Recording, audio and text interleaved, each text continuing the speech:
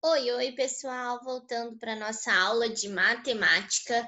Abram o livro de vocês para a gente continuar resolvendo os exercícios aí na página 92. Vamos continuar fazendo os exercícios aí na página 92.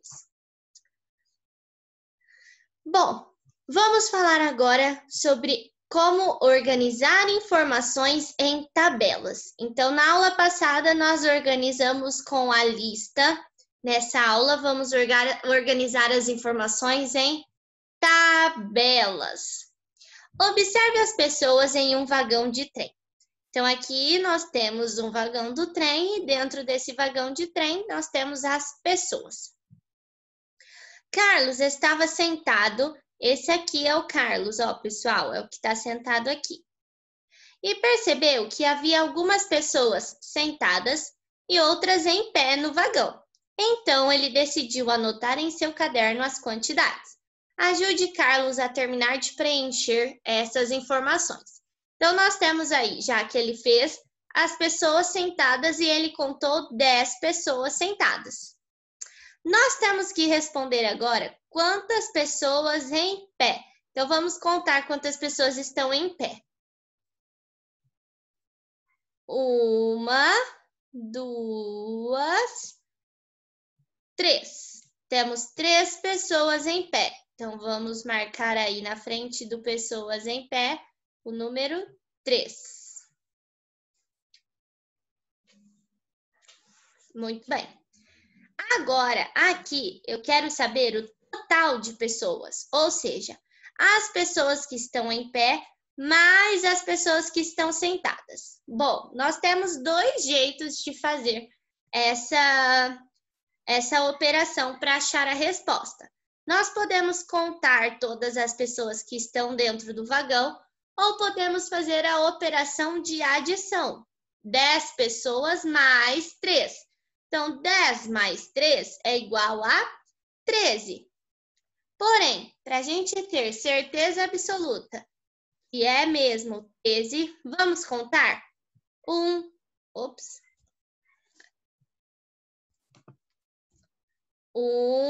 2, 3, 4, 5, 6, 7, 8, 9, 10, 11, 12, 13. Pronto. Já vimos, então, que tem 10 pessoas sentadas, 3 pessoas em pé, e o total de pessoas dentro desse vagão é 13. Podemos representar essas informações utilizando uma tabela. Veja. Então, olha só. Toda tabela vai ter um título, e o título dessa tabela é Quantidade de passageiros em um vagão de trem. Então, essa tabela vai me mostrar a quantidade de passageiros em um vagão de trem. Desse lado da tabela, nessa primeira coluna, eu tenho os passageiros. E os passageiros ou estão sentados ou em pé. E aqui é o total, que são os passageiros sentados mais os passageiros em pé. Do outro lado, na outra coluna, eu tenho a quantidade. Então, aqui, se os passageiros estão sentados, eu sei que eu tenho 10. Os passageiros que estão em pé, eu sei que eu tenho 3. E o total de passageiros, que são os em pé mais os sentados, eu tenho 13. E aqui na tabela eu tenho a fonte, que é de onde veio essa tabela. Quem fez essa tabela? E são dados obtidos por Carlos, porque foi o Carlos que fez a tabela. Muito bem. Então, a tabela é um recurso que ajuda na organização de informações. Ela é formada por um retângulo dividido em células, que são esses retângulos menores, organizados em linhas e em colunas. Neste exemplo, a tabela tem 5 linhas. Então, tem a primeira linha, que é o título, a linha 2, que vai me explicar o que é cada coisa, a linha 3, que são os passageiros e as quantidades, linha 4, passageiro e quantidade, e o total, que é o total e a quantidade. Na primeira linha, temos o título da tabela, que vai me explicar e vai me dar a informação do que é essa tabela, por que ela foi feita, qual a informação que ela vai me trazer. E essa tabela tem 2 colunas. A coluna 1, que é a coluna dos passageiros, e a coluna 2, que é a coluna da quantidade. Muito bem, página 94.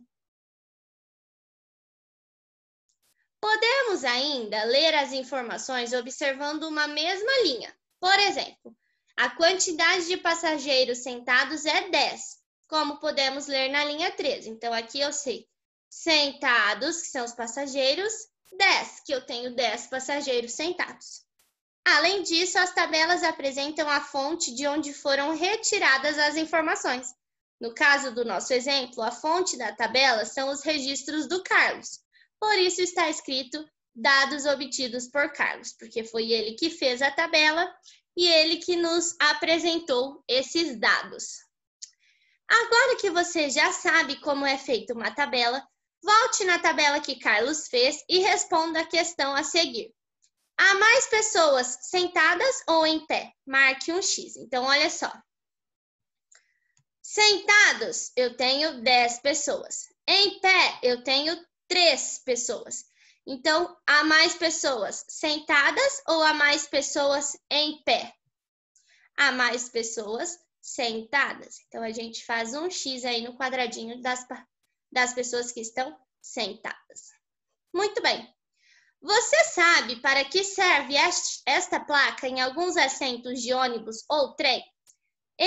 Essa plaquinha é o assento preferencial para obesos, gestantes, pessoas com bebê no colo ou crianças de colo, idosos e pessoas com deficiências.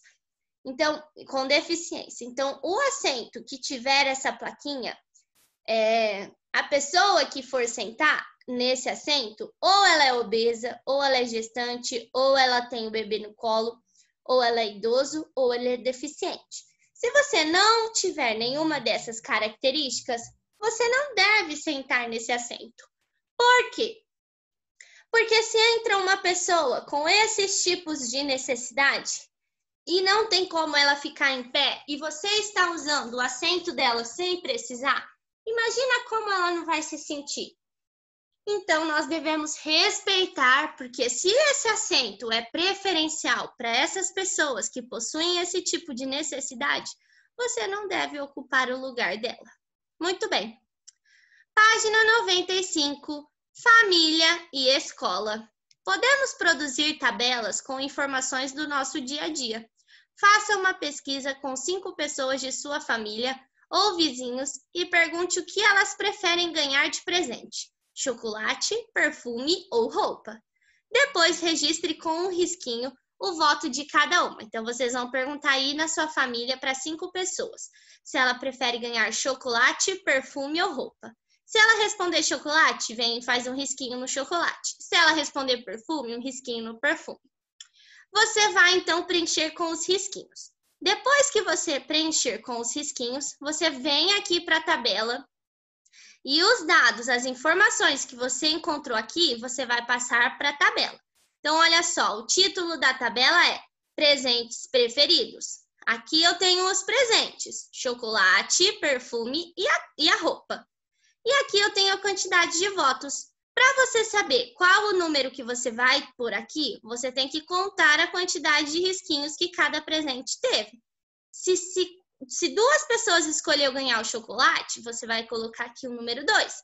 Se uma pessoa escolheu o teu perfume, você vai colocar aqui o número 1. E no final, dados obtidos por você, porque é você que fez essa tabela. Então, aqui você coloca o seu nome. Muito bem.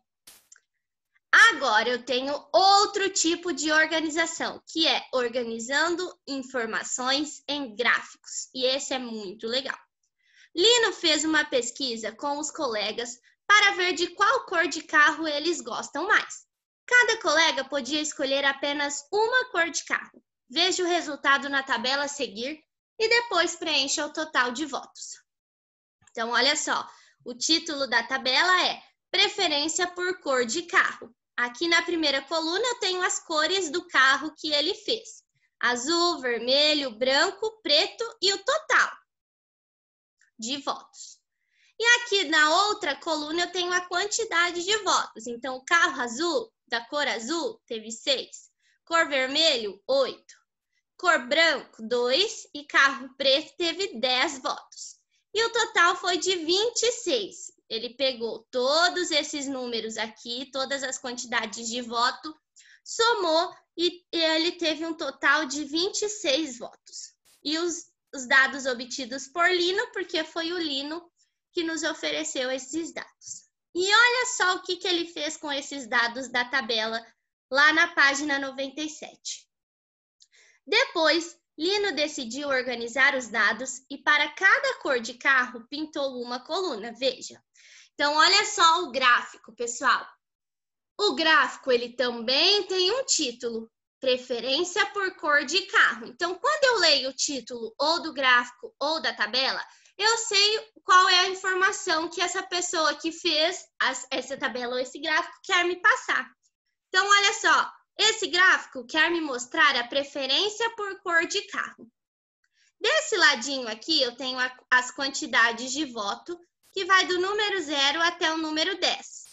E aqui embaixo eu tenho as cores dos carros que foram feitas as perguntas. Então, eu tenho aqui o carro da cor azul, o carro da cor vermelha, carro da cor verde. É para eu apagar isso aqui.